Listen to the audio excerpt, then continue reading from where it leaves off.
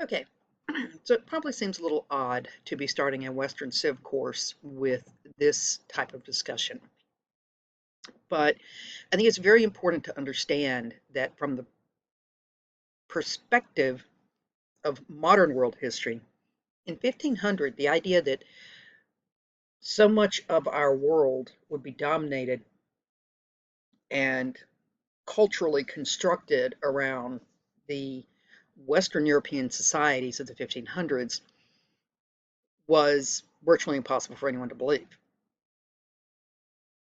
As if you've taken Civ 1, Western Civ 1, sorry, then you know that after the collapse of the Western Roman Empire, there was a brief resurrection of Western civilization in the form of Charlemagne's empire in the 800s.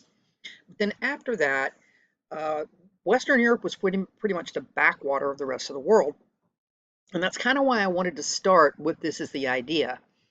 Effectively, when we think of Western culture dominating the world today, that's all happened literally since 1500. And it's happened specifically because Western Europeans, quite by accident, fell into a tremendous amount of wealth. And that wealth was the wealth coming out of the Western Hemisphere. And it allowed them to do things, to prosper, to come into a lot of power in a very short amount of time, relatively speaking. And in that short amount of time, the balance of power throughout the rest of the world pretty much shifted, which is why I really start at the beginning of this course with an understanding of what the balance of power in the world was. Now, power is an interesting concept. We tend to, particularly, and again, this is part of the Western cultural value structure, we associate power with wealth.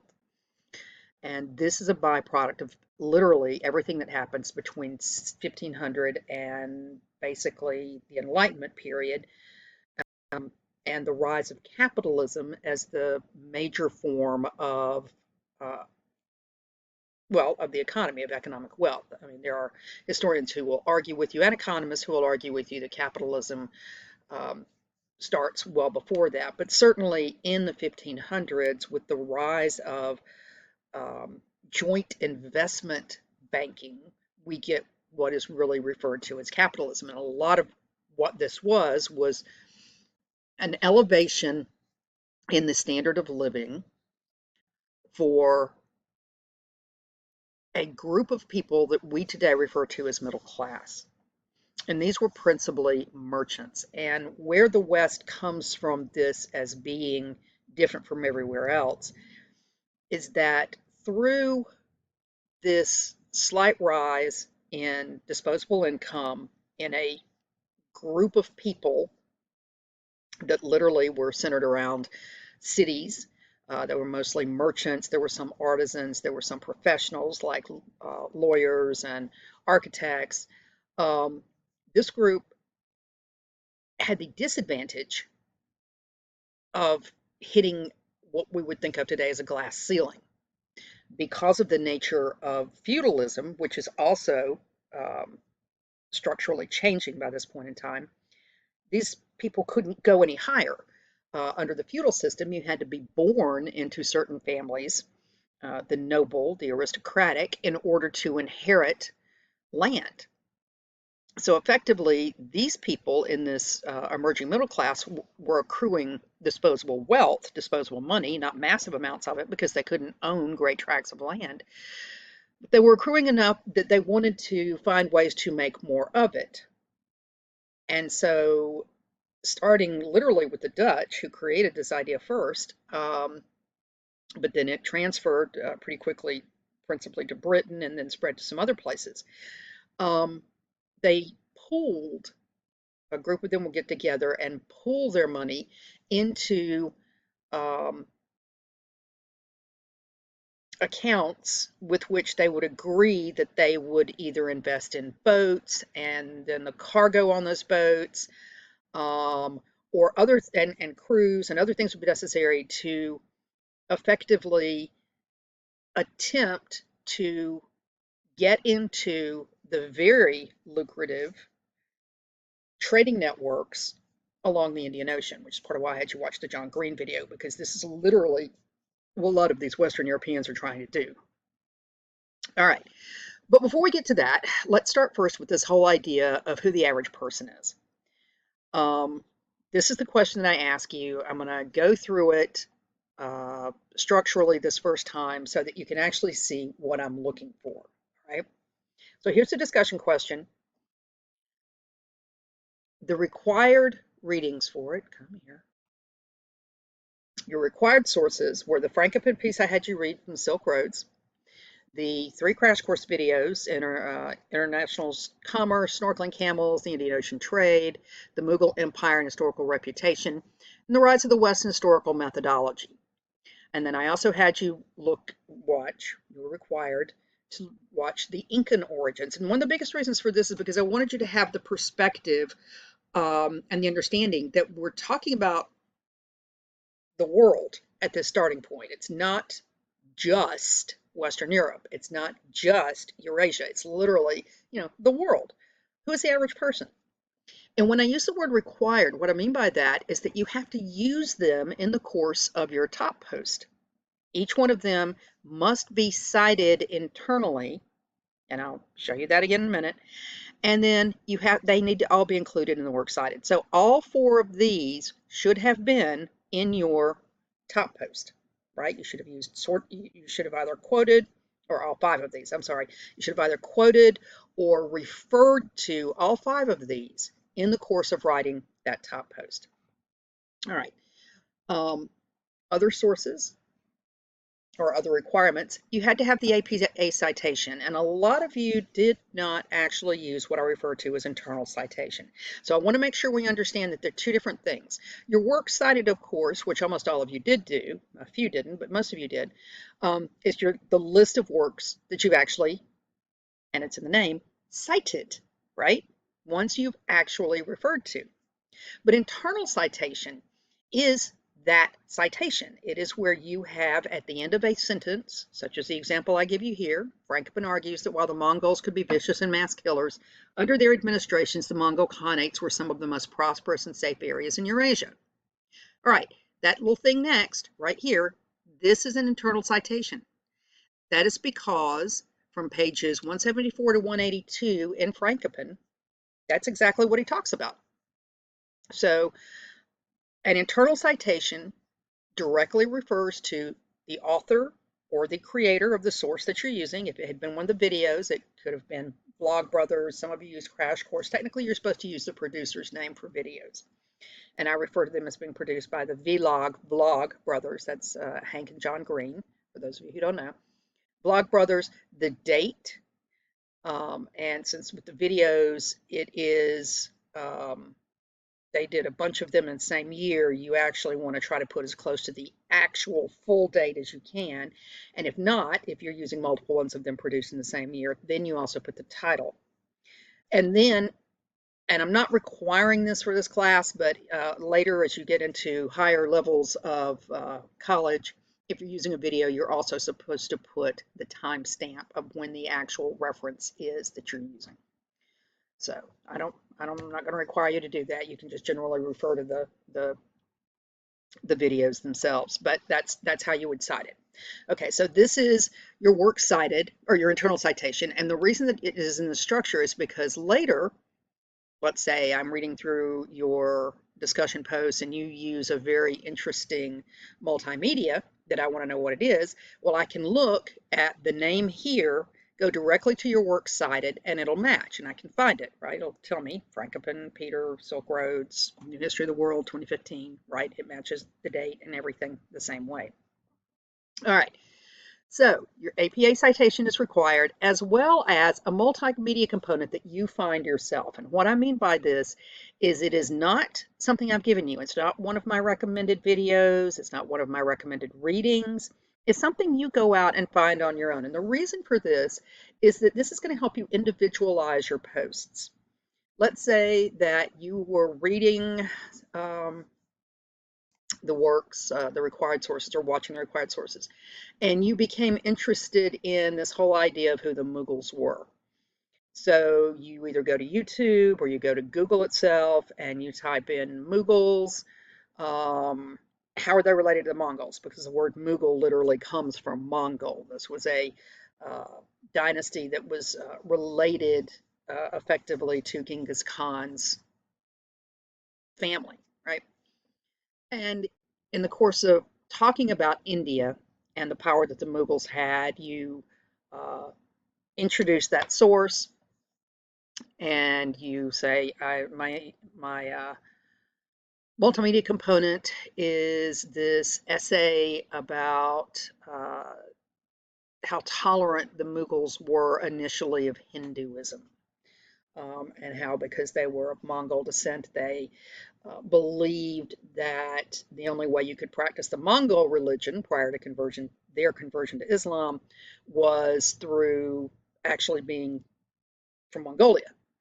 So they didn't impose strict religious requirements on people, because the people they conquered were peoples that they couldn't do that to, because those peoples weren't from Mongolia. Um, and then you would cite it. You would talk about, this is what you learned from it. This is how it helped you understand this. And like I said, it also individualizes your top post. And if done well, this tends to be an area where people comment, your peer comments, or people talking about how they like the source and asking you questions about it, which you can answer. I would mention, by the way, that, like I said, I'm going to respond to all of your top posts as well as I can. And responding to my questions about your top post is actually of benefit to you, because when I ask you questions, it's because there's something in your top post missing, that I think needs to be there. There are ideas that need to be expanded upon. And so responding to my questions is the equivalent of posting a peer comment. It counts as one of your peer comments, but it also helps bring your grade up. You can also, I've had a number of students through the years who literally, in these discussion posts, never leave their own top post. Other people respond to respond to your top post. You go to their response to your top post and you respond to their peer comment. Well, that counts as a response to the peer comment, as long as you're including information in it, information different from your top post, or information that expands on ideas in your top post, then it counts. So this is something that allows you to engage in more discussion if you're doing this multimedia section well in your top post. So be sure you think about that. Again, something that you want to find yourself and that you discuss specifically in your top post with direct reference to it. All right, so let's go actually now to the questions. So the first question was, what was the world like for the average person in 1500? Well, as a point of note, anytime I put something in quotation marks, singular quotations or double quotations, it means that this is a term that you need to consider. And somewhere in the course of your discussion, you need to define what this is, or what you think this is. In this particular thing, you need to consider who was the average person, what did they do, where did they live, was their most likely form of employment.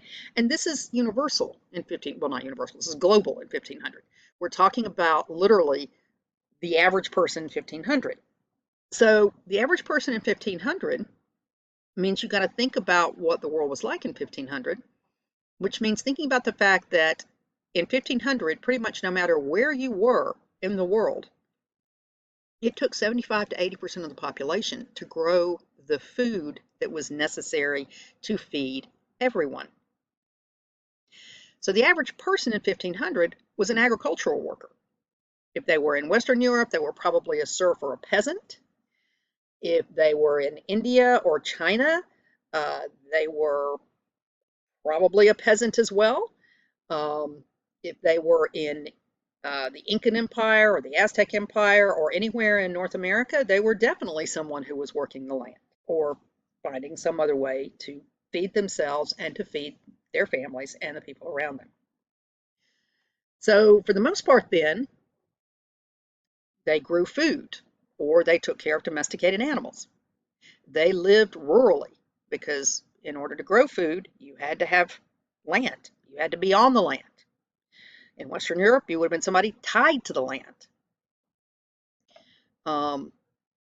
People who lived in cities anywhere in the world were an exception. The majority of people lived on the land and worked the land. Your traders, your aristocrats, your wealthy people who controlled things, your bureaucrats, if you were in China or India or the Islamic caliphates, all of these people might live in cities, but they did not, in totality, make up more than 20 to maybe 25% of the total population of any specific empire or kingdom, right? So there's your average person, a farmer, a peasant, someone poor, someone who is uh, struggling for the most part to get by. They are people who were born to this position in most cases. They're living in the same ancestral family home that their parents and their grandparents and their great grandparents and generations of the family before them lived. They live in rural areas. Maybe there might be a local village somewhere where they attended whatever religious services for whatever religion they practiced. Um, Faith was very much a part of their lives, no matter where they were, whatever the God was or the gods were that they believed in, they believed that they were invested in their day to day living. They rarely went more than 2 miles away from this home throughout the entirety of their lives. Rarely went more than 2 miles away. So they're very, very localized. They're very much more aware of the people around them with whom they live than they are about the great events out in the much wider world or the things going on in the urban areas or uh, being done by people who are not like them. All right, so that's your average person in 1500. So if you were an average person, what would have been the best place to live and why, and the worst place to live and why? Now, there are a lot of choices here, but the first thing you got to do is define what you mean by best and worst. By best, are you basing this answer on what we would refer to as quality of life, or health, or longevity, economy, how much excess food they might have available to eat? Um, how do we define best? I mean, think about how you define best today, but then turn around and think about what that means historically, right? Same thing applies to worst. Does worst mean somewhere with a lot of disease or a lot of warfare? Does it mean living under a government that doesn't give you any choice at all? Even though, to be fair, how much actual choice did you have living in the best place? So there were a lot of really good different answers that people gave. My question to you, though, is because virtually no one did this, why would you call that place best? Some of you picked places like Venice, which would have been very good. Franklin talks about Venice. Um, he talks about it because it had conceivably, it was one of the wealthiest cities in Western Europe. After the collapse of the Western Roman Empire, the Italian city-states still remain active in the trade networks of the Mediterranean. So, in fact, even in the 500s, Justinian attempted to, the emperor of Byzantium, attempted to bring the Italian peninsula back into what was then the Eastern Roman Empire to reclaim it.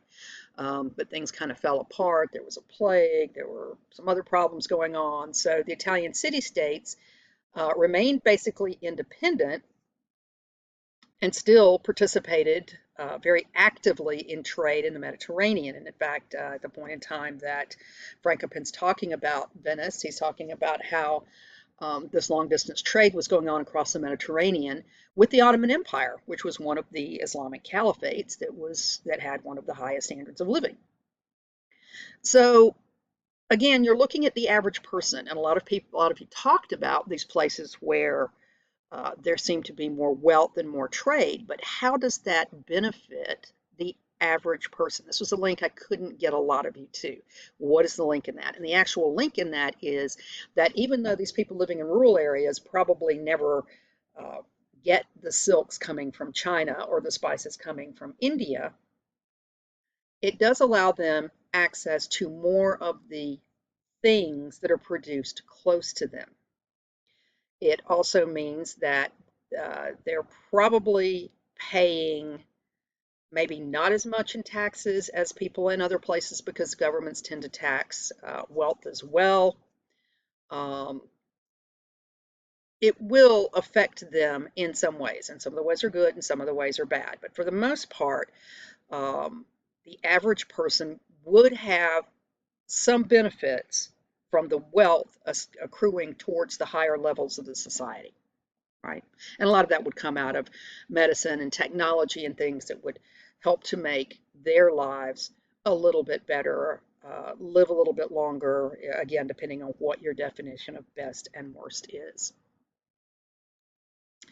All right, so who had the highest standard of living and what does that mean? This is a golden moment. This is exactly where most of you could have done your multimedia. In fact, many of you did, because the standard of living is one of those things that is kind of abstract. You have to get to a definition. Many of you Googled it, went immediately to Investopedia, which is the first entry that Google puts up, and it's a good source. I like Investopedia. I went a little bit further. I went to study.com because there's a course on economics that study.com teaches, and the standard of living definition they use is one that we can apply a little more directly to the past, right? The definition of standard of living is the level of material wealth and income available to a person or community, and it's the community part that we're looking at. It is usually measured by standards such as life expectancy, literacy rates, access to education and health care, and housing conditions. Some of the most common ways to measure the standard of living are through gross domestic product, GDP, per capita, and per capita income. Per capita income is the average income of each person in the country or in the society. Standard of living can measure both economic factors and non-economic factors, but it tends to place a heavier emphasis on economic factors, which is why I didn't use the phrase at this point in time, quality of life, because quality of life, it kind of measures the same thing, but it is not economic. The second part of the definition is also critical here. Standard of living is important because it's a measure of the well-being of society. A high standard of living indicates that people in society are able to live long, healthy lives and have access to resources that allow them to lead productive and fulfilling lives. A low standard of living, on the other hand, indicates that people in a society are more likely to experience poverty, poor health, and limited opportunities. This also has implications for the economy, as a low standard of living can lead to a decrease in productivity and an increase in inequality. So whatever place you decided to choose, you had to support your response, your answer, with examples of why their standard of living was higher than other places. Now again, most of you picked pretty substantially good places. China was good. And technologically, the Chinese pretty much have invented everything that eventually arrives in Western Europe, except for a few select things, which we'll talk about as we go along. If you picked India, that was also a pretty decent choice at this point in time. If you picked any of the Islamic caliphates, or even if you picked the Incan Empire, those were all good options because people living in those areas did have a reasonably high standard of living. Collectively, among the worst places to live would have been, you guessed it, Western Europe, which is part of why I wanted to bring you this. I want you to understand that in 1500s, nobody would have guessed that 500 years later, the dominant culture in the world would be Western European, right?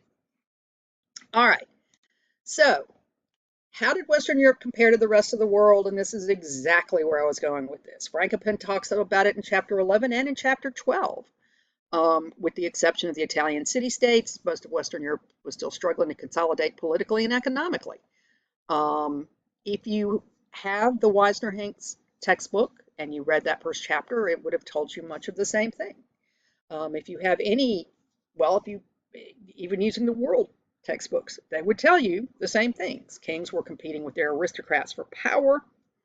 The feudal system was slowly eroding. And in fact, and interestingly, one of the things that was of great benefit in Western Europe to the restructuring of political power was the Black Death, because it decimated, actually, it did more than decimate, it killed 35 to 40% of the population of all of Eurasia, not just Western Europe, but all of Eurasia. It led to the collapse of the Mongol Khanates. It led to the collapse of several other large dynastic situations. It was part of why the Chinese Ming Dynasty was overturned. It created a lot of chaos because it was indiscriminate in who it killed. It killed the wealthy just as well as it killed the poor, or the working class people, the people who were producing the food.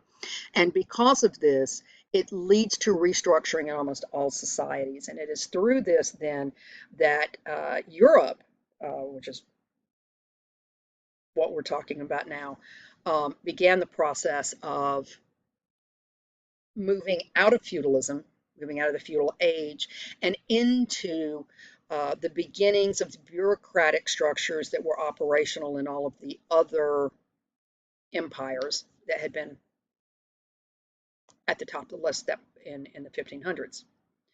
So, at the same time, gunpowder weapons are beginning to emerge. The Europeans are going to be brilliant with constructing those, taking gunpowder and figuring out how to maximize its killing potential. That's really one of the first ways in which we see Europe merge out of this period in a dominant position. And we'll talk about that as we go along as well. But for right now, the big thing to bear in mind is that the Europeans are trying to get into the markets that exist in the East. And by that I mean China, India, the Islamic caliphates. They want access to these goods that are being produced there. They want access to things like sugar, which until the Crusades they had never experienced. So sugar becomes one of the big things. Coffee, these are all things that they have in the East, as it were. I've got my little fingers going on the glitch marks around the East. And these are all things Europeans now want, right? And so this is a big part of what drives the Age of Discovery. Why do we think of history today from the perspective of the West? Should we? Why or why not? Okay, this is historiography. Historiography is the study of how we have written history. It's a lot more interesting than I'm sure that sounds like to you, mainly because it's literally the study of historians and how historical thinking has changed and how it changes literally from generation to generation. Histories initially were written, and you've heard this phrase a million times, I know, by the winners. They were written by people who were using history to justify their rule or a change in power. The very first histories that we know of were written by the Chinese. You can take this back to literally the Shang Dynasty, like some of the first ones, paid people to write accounts of literally the mythological history of the first emperors, who they refer to as the divine emperors, the good emperors, the ones who are more embodiments of characteristics than they are actual people. That's why we refer to them as mythological. Each of those first emperors had qualities that made them good rulers, and this is something that these first historians wrote about, and then they carried it into the Xia, the first actual dynasty that we know of, and then the Shang, when they overthrew them, wrote a history basically saying, well, we were able to overthrow them because they were corrupt and they were doing bad things. They defied what the 5 good emperors had set down as the rules. And so we now are justified in taking control, taking away their power, because we are doing it for the people. And this creates in China what's referred to as the dynastic cycle. It also creates the justification for shifts in power.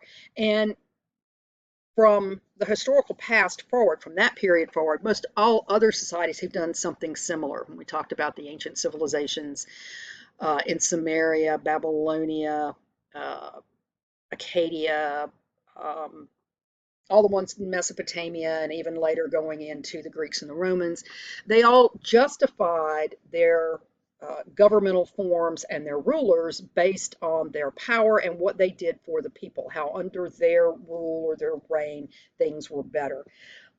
So when you get to Herodotus, the first Western historian, as it were, that's one of the things Herodotus was doing, except he was also trying to talk about all these other cultures around the Greeks. And he compared them to the Greeks, but since he, like almost all Greeks, considered their society to be the best, there were always problems with these other places, things that they were doing that were foundationally or morally wrong. So the whole idea that I'm trying to get you to here is this idea that history is definitely written by the winners. It's written quite often, and even today, from the perspective of the culture of the historian who's writing it. And this is still endemic with us today. Where we get to here then is that, as I said, in 1500, nobody in the world would have expected Western Europeans to become the dominant power. At that point in time, though, trying to get into the Indian Ocean trade network and the trade networks of the East leads certain explorers like Christopher Columbus to try new and different things, dangerous things. I think in one of the discussion posts that I responded to, I compared Columbus's ships to Zheng He's ships. Zheng He was a Chinese flotilla captain, like an admiral, literally, who led 2,000 huge Chinese ships out of China to investigate the world. They made it to Africa. There's speculation that they made it to South America before they were recalled. This was in effectively 1453, like 50 years before Columbus. Their ships were massive and they carried tremendous amounts of cargo, animals back to China for the emperor to view and to see, to educate him about the world. Um, European explorers, though, don't have this technological advantage at all. In fact, when Columbus sets off, I mean, one of the whole things about why the Portuguese go around Africa is because they needed to be within sight of land, because they did not at that point in time know how to calculate longitude. They could calculate latitude, but not longitude. And therefore, they couldn't position themselves. They couldn't know where they were relative to the rest of the world if they were out of sight of land. The Portuguese managed to create a trading post empire by going around Africa, but keeping it well within sight all the time. Different African peoples themselves allow the Portuguese access to some of the islands or maybe some little slip of land right on the coastline, but they didn't allow them into Africa, which is why for the first couple of hundred years of the African slave trade, it was Africans bringing other Africans out to the Portuguese to sell them. And it put the Portuguese initially as the first players in the Atlantic slave trade. When Columbus arrives in the Western Hemisphere, he lays claim to it for Spain. And he and then the conquistadors who come after him almost immediately lay claim to all the gold and silver they can find. Because this is the mechanism of income or of currency used by pretty much everybody in Eurasia, and this dates all the way back to the ancient civilizations. It's not the medium of exchange for most indigenous peoples in the Western Hemisphere. The Incas could work with gold, and in fact they did. They could create beautiful pieces of artwork using gold. They would roll it, which was amazing, but they didn't think of it as valuable in and of itself the same way that Europeans did. Thus, it was very difficult for the two different groups, Europeans and indigenous peoples, to come to an understanding of the representation of medium of exchange. So when the Europeans start demanding gold and silver from the indigenous peoples, initially they give it to them because to them it holds little value. But then they also get to the point where the Europeans want them to mine it, and the indigenous peoples do not want to do that. Thus, the Spanish initially forced Native Americans into slavery. They are the first European slaves in the Western Hemisphere. The Great Dying, however, began as soon as the Europeans arrived.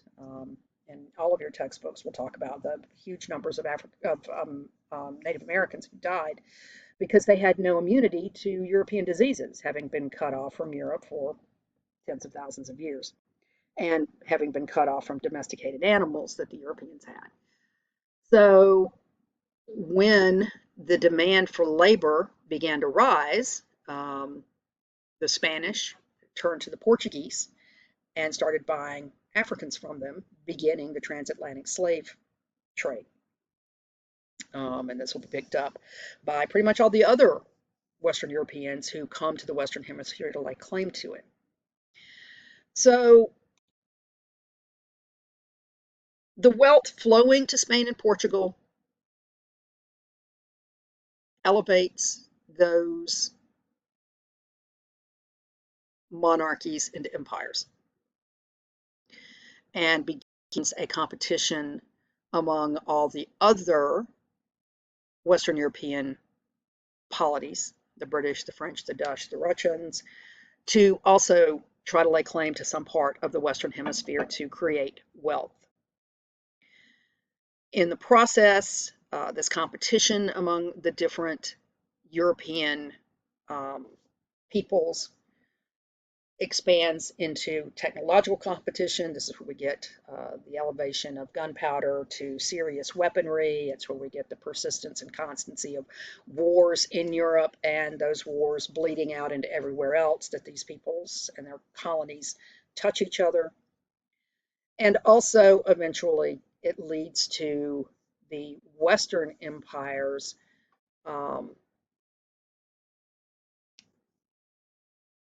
dominating the former Eastern empires, mostly by having the Eastern empires become seriously indebted to them because of this trade. And we'll go into that in much more detail. But by 1850, the British Empire was the biggest geographic empire to ever exist. It had colonies on every continent. In all of those colonies, people from Europe or their descendants were in control. And as with any empire, the people who control it set the standards for everybody in the empire. Colonizers can dictate manners, morality, religion, fashion, and of course, European values. And they do this on the local populations they control. By the 1800s, Europeans justified this suppression of what they considered to be inferior cultures, and the belief that their culture and values was what had given them preeminence, not the fact that they had gained that power through plundering the wealth of the Western Hemisphere and then of these other places that they conquered. So with this in mind, and again, we'll be talking about this in more detail as we go along, the Europeans come to view people who don't practice their way of life as inferior. And this is going to lead in the 1800s to the idea of what Rudyard Kipling referred to as the white man's burden, the responsibility of Europeans to civilize the rest of the world. And by this point, it's not just Europeans. The United States will be active in this idea. Pretty much all of the nations in the Western Hemisphere are dominated by people of European descent and European cultural values. They come to believe that they are more successful because peoples who are not European are more lazy or morally corrupt or simply not as intelligent.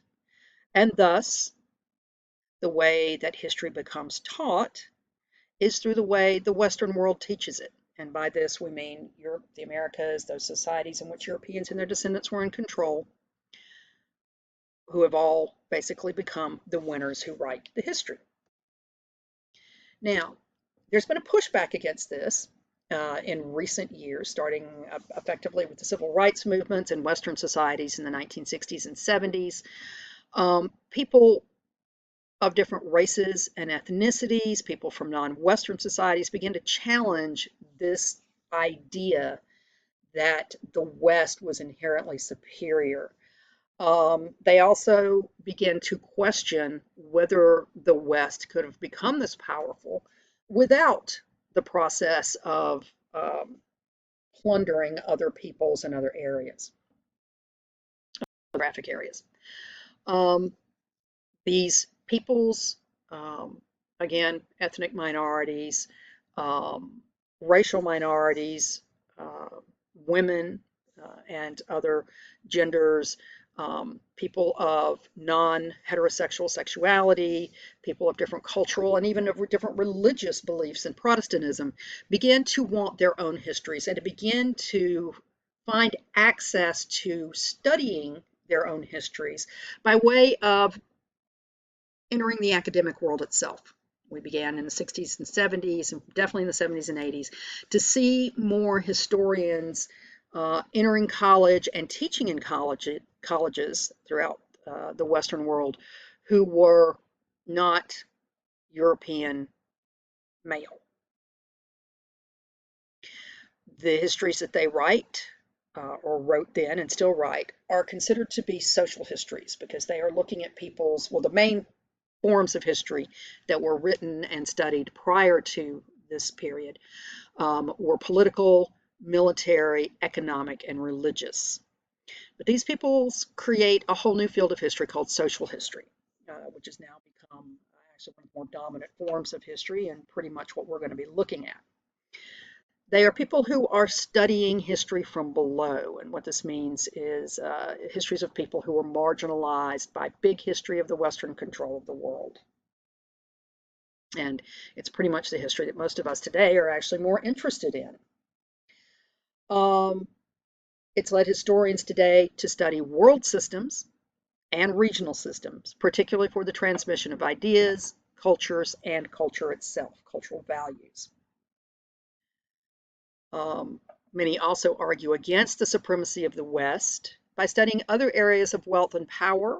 For example, Peter Frankopan's book itself, The Silk Roads, and I bring you to the subtitle, A New History of the World. So where we're going with this course, well, we're studying Western civilization, particularly that of Europe, in the period from effectively 1500 to the present. We're going to be studying that in contrast to the areas that Europeans controlled, right? And that they take control of, and the cultures that they either attempted to replace or in some cases actually eradicated. And we're going to be looking at where we are today and how we get to where we are today. All right, so these are all elements of what went into this first discussion. And for the second discussion, we're going to be talking about the creation of these Western empires. Now, I want to take you to the second discussion. Hold on for me just a moment while I get us there. Okay, so for this second discussion, we're going to be talking, as I said, about the empires. The rise of some, the fall of others. So effectively, the first thing you're going to have to do is define what is an empire. Why are they important in history? What is the benefit of living in one? What is the downside of living in one?